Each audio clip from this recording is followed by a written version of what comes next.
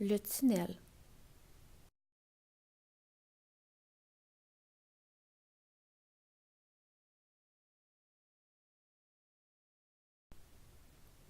Un tunnel est une stratégie de couverture qui implique la détention du titre sous-jacent, l'achat d'une option de vente aux fins de protection et la vente d'une option d'achat pour réduire le coût de la couverture.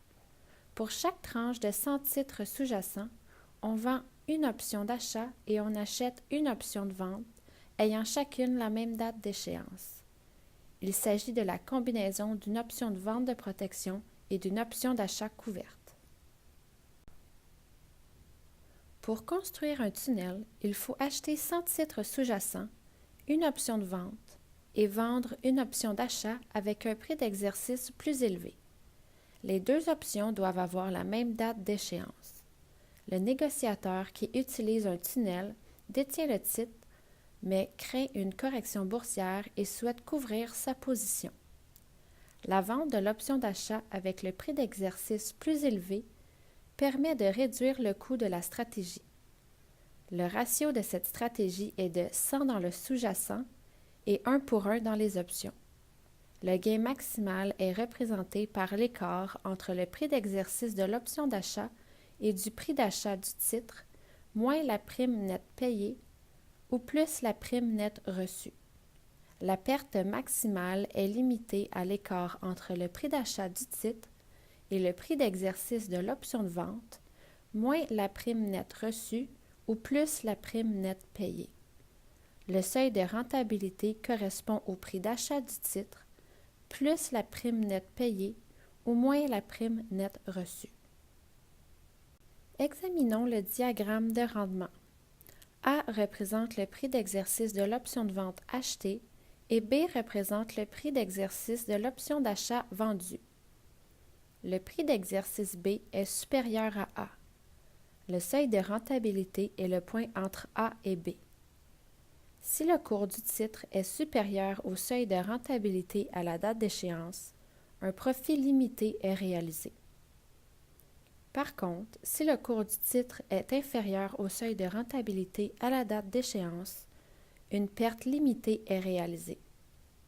Si le cours du titre est supérieur au prix d'exercice de l'option d'achat vendue, l'option d'achat est en jeu et l'option de vente est hors jeu.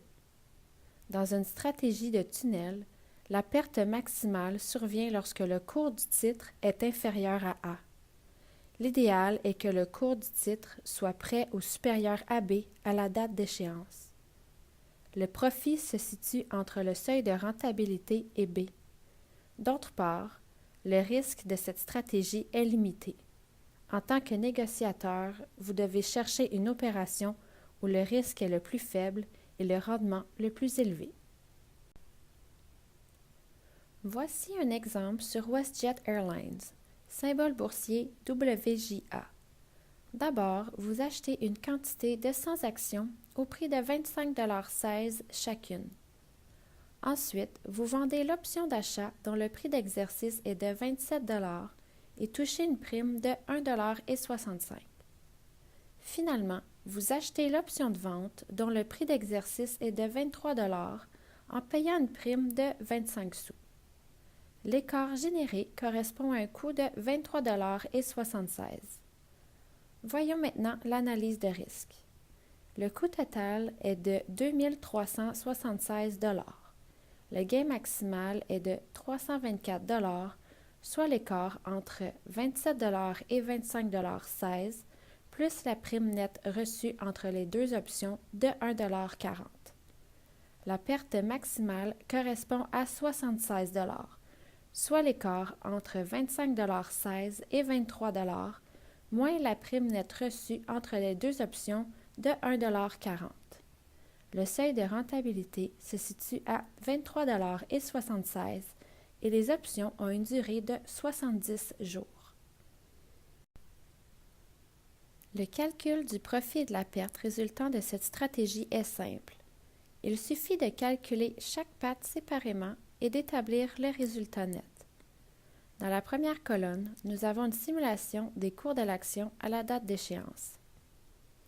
Si le cours est inférieur à 23 $, l'option d'achat sera hors jeu et l'option de vente sera en jeu. La perte nette correspondra alors à l'écart entre le cours de l'action à l'échéance et le cours d'achat du titre, plus la valeur de l'option de vente, plus le crédit lié à la stratégie, soit une perte nette de 76 sous. Entre 23 $ et 27 $, les deux options sont hors jeu, et le profit ou la perte nette est simplement l'écart entre le cours de l'action à l'échéance et le cours d'achat du titre, plus le crédit lié à la stratégie. Le seuil de rentabilité se trouve alors à 23,76 $, soit le coût initial de la stratégie. Si le cours est supérieur à 27 $, l'option de vente sera hors jeu et l'option d'achat sera en jeu. Le profit net sera alors l'écart entre le cours de l'action à l'échéance et le cours d'achat du titre, diminué de la valeur de l'option d'achat, plus le crédit de la stratégie, pour un profit net de 3,24 $.